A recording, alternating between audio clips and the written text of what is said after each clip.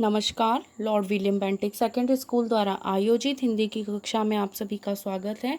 आज हम पढ़ रहे हैं पाठ 16 रामधारी सिंह दिनकर के द्वारा लिखा गया ये पाठ। जन्म इनका 1908 ईस्वी में होता है और इनकी मृत्यु के संदर्भ में देखें तो 1974 में इनकी मृत्यु हो जाती है। जीवन परिचय पर बात करें तो राष्ट्रीय सांस्कृतिक काव्य धारा के प्रमुख हस्ताक्षर में दिनकर का नाम अग्रगण्य है। मैथिली शरण गुप्त के बाद दिनकर राष्ट्र कवि के रूप में जाने गए हैं। रामधारी सिंह दिनकर का जन्म बिहार के मुंगेर जिले के सिमरिया गांव में एक साधारण किसान परिवार में हुआ था। उनकी बीए तक की शिक्षा पटना विश्वविद्यालय में हुई और विभिन्न विभागों में अपनी सेवाएं देने के बाद गृह मंत्रालय में हिंदी सलाहकार का पद संभाला था इन्होंने। और उनकी प्रमुख कृतियों में उर्वशी को भारतीय ज्ञानपीठ पुरस्कार, संस्कृति के 4 अध्याय को साहित्य अकादमी और कुरुक्षेत्र को विश्व में 100 सर्वश्रेष्ठ काव्यों में 74वां स्थान दिया गया है। वे 1952 में भारतीय संसद के सदस्य भी रहे हैं। भारत सरकार द्वारा उनको पद्म भूषण से अलंकृत किया गया है। कृतियों की बात करें, रेणुका, हुंकार, रसवंती, कुरुक्षेत्र, उर्वशी, परशुराम की प्रतीक्षा, इनकी 57 कविताएं और इनकी कृतियां हमें देखने को मिलती है। पाठ परिचय की बात करें तो इनकी ईर्ष्या तू न गई मेरे मन से पाठ अर्धनारीश्वर पुस्तक में संकलित किया गया है। प्रस्तुत निबंध में, ये निबंध शैली में लिखा गया है, मैं कवि रामधारी सिंह दिनकर ने मानव चरित्र की सबसे भयावह बुराई ईर्ष्या के बारे में उल्लेख किया है। कवि ने ईर्ष्यारु मनुष्य के चरित्र की कमजोरियों को उदाहरण के साथ बखूबी स्पष्ट किया है कि किस प्रकार ईर्ष्यालु व्यक्ति अपने पास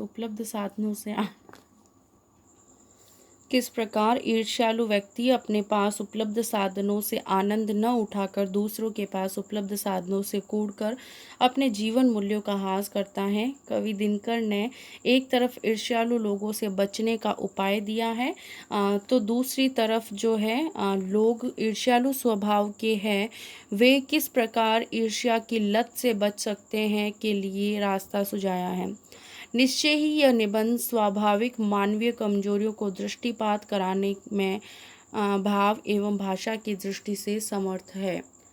ईर्ष्या तू न गई मेरे मन से।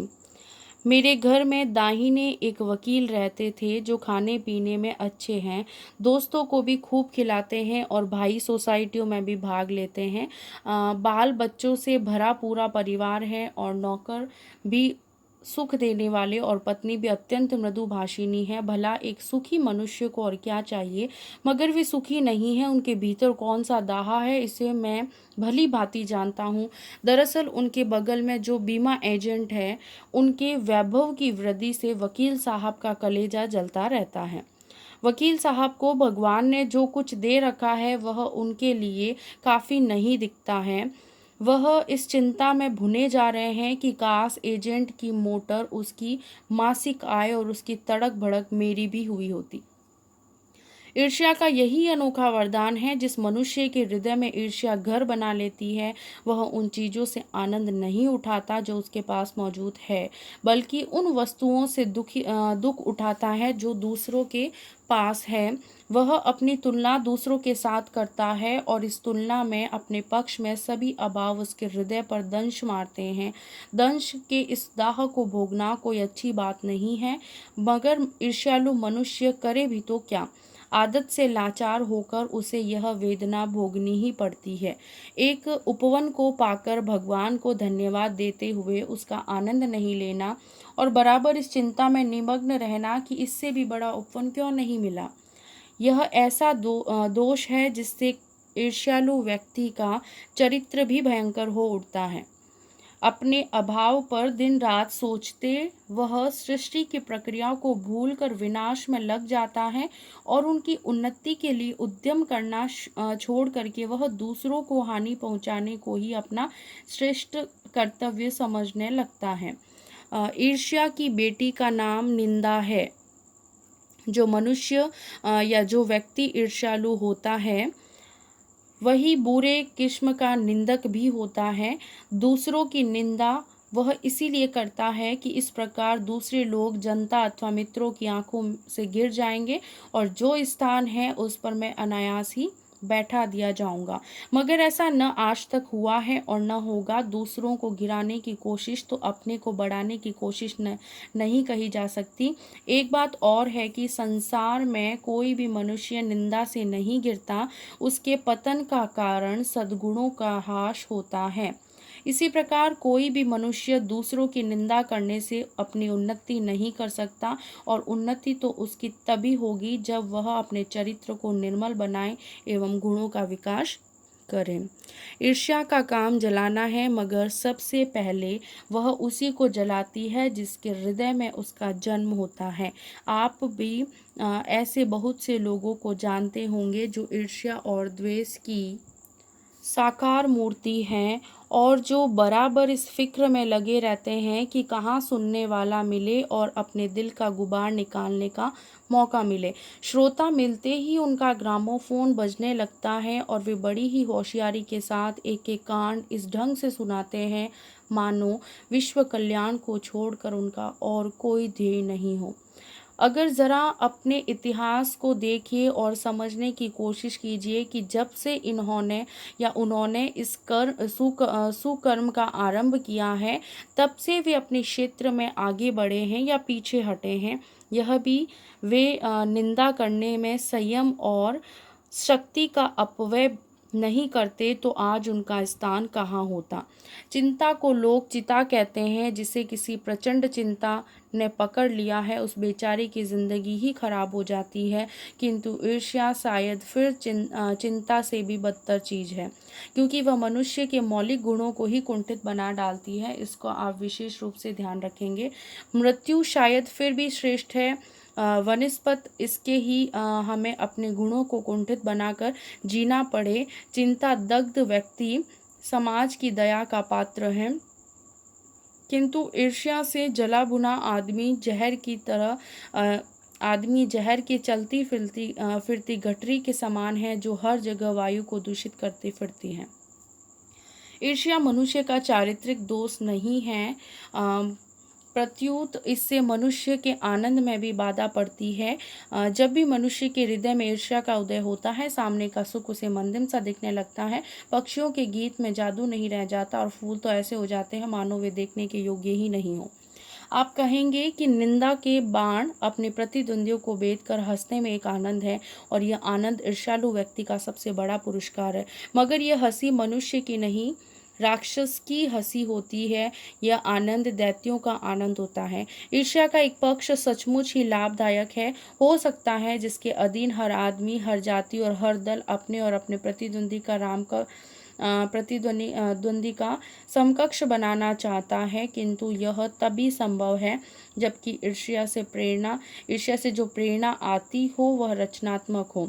अक्सर तो ऐसा ही होता है कि ईर्ष्यालु व्यक्ति यह महसूस करता है कि कोई चीज़ है जो उसके भीतर नहीं है, कोई वस्तु है जो दूसरों के पास है, किंतु वह यह नहीं समझ पाता कि इस वस्तु को प्राप्त कैसे करना चाहिए, और गुस्से में आकर वह अपने किसी पड़ोसी, मित्र या समकालीन व्यक्ति को अपने से श्रेष्ठ मान करके उससे जलने लगता है, जबकि ये लोग भी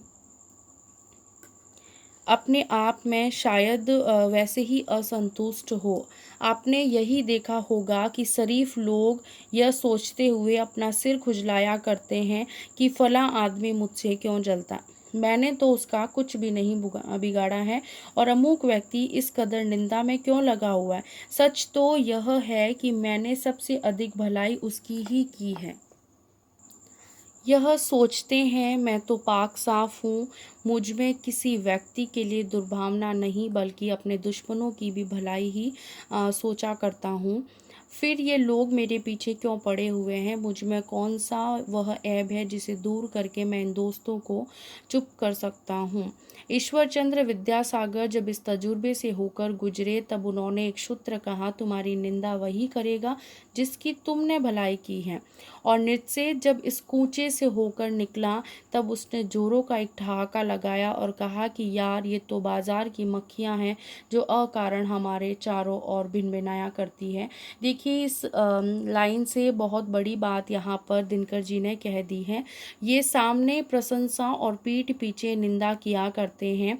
हम इनके दिमाग में बैठे हुए हैं। ये मक्खियाँ हमें भूल नहीं सकती, चूँकि ये हमारे बारे में सोचा करती है, इसीलिए ये हमसे डरती है और हम पर शंका भी करती हैं। ये मक्खियाँ हमें सज़ा देती हैं, ठीक है, हमारे गुणों के लिए। ये ऐब को तो माफ़ कर देगी, क्योंकि बड़ों के ऐब को माफ़ करने में ही शान है। जिस शान का स्वाद लेने के लिए ये मक्खियाँ तरस रही है, जिसका चरित्र उन्नत है, जिसका हृदय निर्मल और विशाल है, वे कहते हैं इन बेचारों की बातों में क्या चिढ़ना, ये तो खुद ही छोटे हैं। जिनका दिल छोटा है और दृष्टि संकीर्ण है, वे मानते हैं कि जितनी भी बड़ी हस्तियां हैं उनकी निंदा ठीक है। और जिस तरह से एक उदाहरण देखें कि कभी भी हम कहीं मार्केट में जाते हैं और हमारे साथ कोई होता है या हमें कोई वहाँ मिल जाता है, तो हमारे लिए हुए सामान को भी देख करके जब हम घर आते हैं तब भी लोग इस तरह से देखते हैं जैसे वो तो कभी मार्केट जाते ही नहीं हैं। वर्तमान जीवन में भी छोटी छोटी ऐसी बहुत सी चीज़ें होती है जिसको हम देख सकते हैं। जिनका दिल छोटा होता है, दृष्टि संकीर्ण होती है, वे मानते हैं कि जितनी भी बड़ी हस्तियां हैं उनकी निंदा ठीक है। और जब हम प्रीति, उदारता एवं भल मनसाहत का बर्ताव करते हैं और तब भी वे यही समझते हैं कि हम उनसे घृणा कर रहे हैं और हम चाहे उनका जितना उपकार करें, बदले में हमें अपकार ही मिलेगा। दरअसल हम जो उनकी निंदा का जवाब न देकर चुप्पी साधे रहते हैं, उसे भी वे हमारा अहंकार समझते हैं। खुशी तो उन्हें तभी हो सकती है जब हम उनके धरातल पर उतर करके उनके छोटेपन के भागीदार बन जाएं। सारे अनुभवों को निचोड़ कर नीत्शे ने एक दूसरा सूत्र कहा, आदमी में जो गुण महान समझे जाते हैं उन्हीं के चलते लोग जो है उससे जलते भी हैं। जो ईर्ष्यालु लोगों से बचने का क्या उपाय हो सकता है? तो ईर्ष्यालु लोगों से बचने का क्या उपाय है? नीत्शे कहता है कि बाजार की मक्खियों को छोड़कर एकांत की ओर भागो। जो कुछ भी अमर तथा महान है उसकी रचना और निर्माण बाजार के सुयत से दूर रहकर किया जाता है। जो लोग नए मूल्यों का निर्माण करने वाले होते हैं वे बाजारों में नहीं बसते, वे शोहरत के पास भी नहीं रहते। या जहाँ बाजार की मक्खियाँ नहीं भनकती वहाँ एकांत है। यह तो हुआ ईर्ष्यालु लोगों से बचने का उपाय, किंतु ईर्ष्या से आदमी कैसे बच सकता है? ईर्ष्या से बचने का उपाय मानसिक अनुशासन है। जो व्यक्ति ईर्ष्यालु स्वभाव का है उसे फालतू बातों के बारे में सोचने की आदत छोड़ देनी चाहिए। उसे यह भी पता लगाना चाहिए कि जिस अभाव के कारण वह ईर्ष्यालु बन गया है उसकी पूर्ति का रचनात्मक तरीका क्या है। जिस दिन उसके भीतर यह जिज्ञासा आएगी उसी दिन से वह ईर्ष्या करना कम कर देगा। यहाँ दिनकर जी ने ईर्ष्या जो मानव का एक स्वभाव है उसके बारे में बहुत ही सारगर्भित रूप में लिखा है और किस तरह से वर्तमान मनुष्य जो है उसमें इस तरह का जो उदाहरण इन्होंने दिए हैं वो आज भी प्रासंगिकता लिए हुए हैं।